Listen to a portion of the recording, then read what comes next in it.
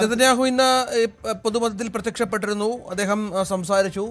അദ്ദേഹവുമായി ബന്ധപ്പെട്ട ആശങ്കകളൊക്കെ ജനങ്ങൾക്ക് അത് സ്ഥിരീകരിക്കത്ത രീതിയിലുള്ള പ്രതികരണങ്ങൾ ഉണ്ടാകുന്നുണ്ട്.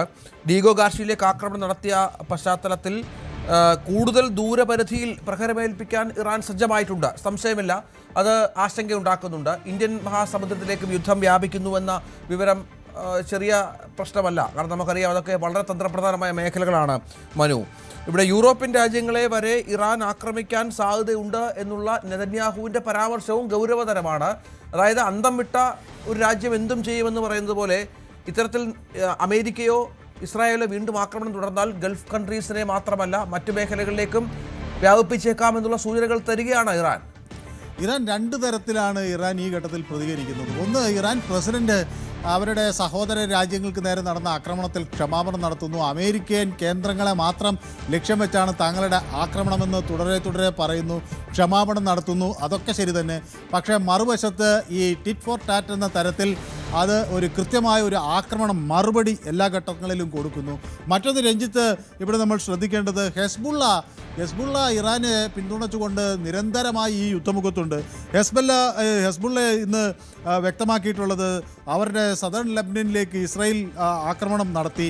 അതിന് തുടർച്ചയായി മോട്ടോർ അറ്റാക്കുകൾ ഉണ്ടായിരുന്നു. അതുകൊണ്ട് തന്നെ ഇസ്രായേലിന് തിരിച്ചടി നൽകി എന്ന് പറയുന്നു. അതോടൊപ്പം തന്നെ ഇസ്ലാമിക് റെസിസ്റ്റൻസ് ഇറാഖിലെ പറയുന്നത് 21 ആക്രമണങ്ങൾ US ബേസുകൾക്ക് നേരെ നടത്തി എന്ന് പറയുന്നു. അതോടൊപ്പം എർബിൽ എയർപോർട്ടിലേക്ക് ഡ്രോൺ ആക്രമണം നടത്തി. അൽ സൈദ ഏരിയയിൽ ബാഗ്ദാദിന് സമീപത്ത് നിന്ന് അവിടേക്ക് വന്ന ആക്രമണങ്ങൾ തടയാൻ കഴിഞ്ഞു. ഇങ്ങനെയൊക്കെയുള്ള പലതരത്തിലുള്ള പ്രതികരണങ്ങൾ. അപ്പോൾ ഹെസ്ബുള്ള സഹായത്തിന് വരുന്നു, മറ്റ് ചില ശക്തികളുമൊക്കെ ഇറാൻ്റെ സഹായത്തിന് വരുന്നു. ഇവരെല്ലാം സുശക്തരായി തന്നെ തിരിച്ചടിക്കുന്നു എന്നതാണ് ഇതിലെ ഒരു സുപ്രധാനമായ കാര്യം. പക്ഷേ ട്രംപ് തികഞ്ഞ ആത്മവിശ്വാസം നടിക്കുമ്പോൾ തന്നെ ട്രംപ് ആശങ്കഭരിതനാണ് എന്ന ഒരു സൂചനയാണ് ഇതിൽ നിന്ന് നമുക്ക് ലഭിക്കുന്നത്. കാരണം ട്രംപ് ഇങ്ങനെ തുടരെ താൻ ജയിച്ചു കഴിഞ്ഞു എന്നിങ്ങനെ പറയുമ്പോഴും അത് അവസാനിക്കുന്നില്ല. ഇറാൻ ഏതെങ്കിലും തരത്തിൽ വഴങ്ങുന്നതിൻ്റെ ദൃശ്യങ്ങൾ നമുക്ക് കാണാൻ കഴിയുന്നില്ല. പക്ഷേ ഇന്ത്യയെ പോലുള്ള രാജ്യങ്ങൾക്ക് വലിയ തോതിൽ ഒരു നയതന്ത്ര വിജയം നേടാൻ കഴിയുന്നു. ഹോർമുസ് കടലിടുക്ക് പിന്നിട്ടുകൊണ്ട് നമ്മുടെ LPG ടാങ്കറുകൾ വരുന്നു, മുന്ദ്ര പോർട്ടിലേക്ക് വരുന്നു, അതുപോലെ ഗുജറാത്തിലേക്ക് വരുന്നു. ഇതൊക്കെ ചെയ്യാൻ രാജ്യത്തിന് കഴിയുന്നു. പക്ഷേ അതേസമയം അമേരിക്കയോടുള്ള കടുത്ത നിലപാട് തന്നെ ഇറാൻ എടുക്കുന്നു. ഹോർമുസ് കടലിടുക്ക് പെട്ടെന്ന് മാറുമെന്ന് തോന്നുന്നില്ല. 170 ദശലക്ഷം ബാരലുകളാണ് ഇത്തരത്തിൽ കപ്പലിൽ പലയിടങ്ങളിലായി കുരുങ്ങി കിടക്കുന്നത്.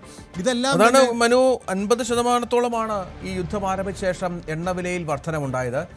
നിരവധി എണ്ണപ്പാടങ്ങളും ഈ വാതക മേഖലകളും ഒക്കെ തകർത്ത പശ്ചാത്തലമുണ്ട്. അത് ഇരുവശത്തും, അതായത് ഇറാൻ്റെ എണ്ണപ്പാടങ്ങൾ തകർക്കുന്നു, മറുവശത്ത് ഇറാൻ ഖത്തർ പോലെയുള്ള സ്ഥലങ്ങളിൽ കയറി അടിക്കുന്നു.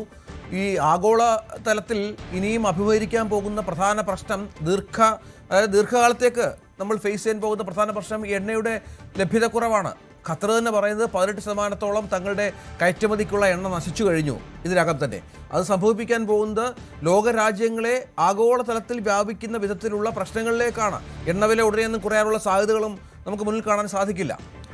രഞ്ജിത്ത് സൂചിപ്പിച്ചത് വളരെ ശരിയാണ്. നമുക്കറിയാം ഏതാണ്ട് ഒരു 20% ഈ LPGയും ഒക്കെ ഈ വഴി തന്നെയാണ്, ഹോർമുസ് കടലിടുക്ക് വഴി തന്നെയാണ് വരുന്നത്. രഞ്ജിത്ത് സൂചിപ്പിച്ച പോലെ ഈ ക്രൂഡ് ഓയിലിൻ്റെ വില $70 പെർ ബാരലിൽ നിന്ന് ഇപ്പോൾ ഏതാണ്ട് ബ്രെൻറ്റിന് തന്നെ 112.19 ഒരു ബാരലിന് ഉയരുകയാണ്.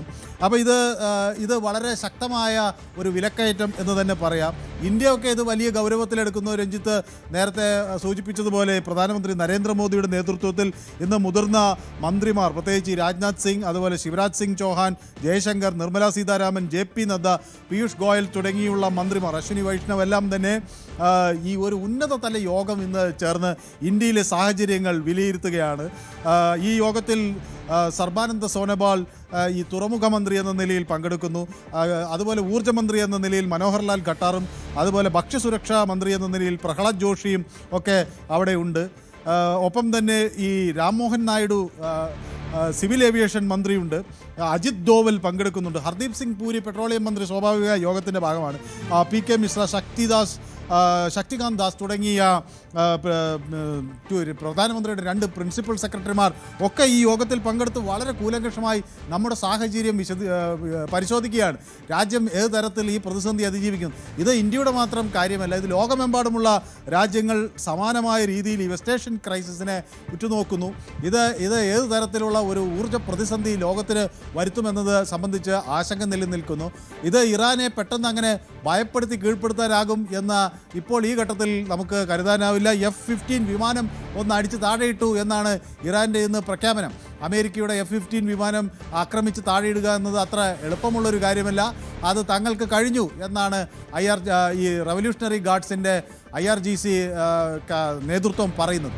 അപ്പോൾ സ്വാഭാവികമായും ഇറാനിൽ അങ്ങനെ ഒരു ഭയം കാണുന്നില്ല, ഇറാന് അങ്ങനെ പതർച്ച കാണുന്നില്ല. നേരത്തെ ട്രംപ് തുടരെ ഇടവിട്ട് ആവശ്യപ്പെട്ടുകൊണ്ടിരുന്ന ഒരു കാര്യം, ഇറാനിലെ ജനാധിപത്യവാദികളായ ജനങ്ങളെല്ലാം തെരുവിലിറങ്ങണം, അവിടുത്തെ ഭരണകൂടത്തെ അട്ടിമറിക്കാൻ ഒക്കെ മുൻകൈ എടുക്കണം എന്നൊക്കെ ട്രംപിൻ്റെ ആഹ്വാനമുണ്ട്. പക്ഷേ ഈ യുദ്ധം തുടങ്ങി ഫെബ്രുവരി 28-നാണല്ലോ. ഇപ്പോൾ 4 ആഴ്ചകൾ കഴിഞ്ഞു. 4ാമത്തെ ആഴ്ചയിലേക്ക് ഇത് കടക്കുമ്പോൾ സ്വാഭാവികമായും 4 ആഴ്ചയായിക്കൊണ്ടിരിക്കുകയാണ്. അപ്പോൾ 4ാമത്തെ ആഴ്ചയിൽ കടന്നിട്ടും അത്തരത്തിലുള്ളൊരു നീക്കം അവിടെ നിന്ന് നമുക്ക് കാണാൻ കഴിയുന്നില്ല. ഇറാൻ അവരുടെ സർവ്വശക്തിയും സംഭരിച്ച് ആക്രമിക്കുന്നു. ഇനി ഈ ട്രംപ് ഈ നിലപാട് തുടർന്നാൽ തങ്ങൾക്ക് സമീപത്തുള്ള കേന്ദ്രങ്ങളിലേക്ക് ആക്രമണം കൂടുതൽ ശക്തമാക്കേണ്ടി വരും എന്ന മുന്നറിയിപ്പ് ഇറാൻ നൽകുകയും ചെയ്യുന്നു. ഏതായാലും ആഗോള പ്രതിസന്ധി രൂക്ഷമായി തന്നെ തുടരുന്നു. അപ്പം ലോകരാജ്യങ്ങളെല്ലാം സമാധാനം ആഗ്രഹിക്കുന്നു. ഇന്ത്യ നമുക്കറിയാം, ഇന്നലെ പ്രധാനമന്ത്രി ഇറാൻ പ്രസിഡന്റുമായി ചർച്ച ചെയ്തു.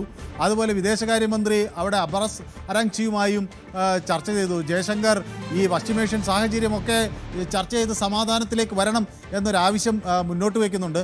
ബ്രിക്സ് രാജ്യങ്ങൾ അമേരിക്കൻ അധിനിവേശത്തിനെതിരെ ഇടപെടണം എന്ന് അവരിങ്ങോട്ട് ആവശ്യപ്പെടുന്നുണ്ട്. സ്വാഭാവികമായി ഇന്ത്യയും ഇതിൽ ഒരു നിർണായകമായ ഒരു റോൾ എടുക്കാൻ, ഒരു പങ്ക് വഹിക്കാനൊക്കെയുള്ള ശ്രമങ്ങൾ നടത്തുന്നു. ബ്രിക്സ് രാജ്യങ്ങൾ കൂടുതൽ ശക്തമായി ഇടപെടണം എന്ന് ആവശ്യപ്പെടുന്നുണ്ട്.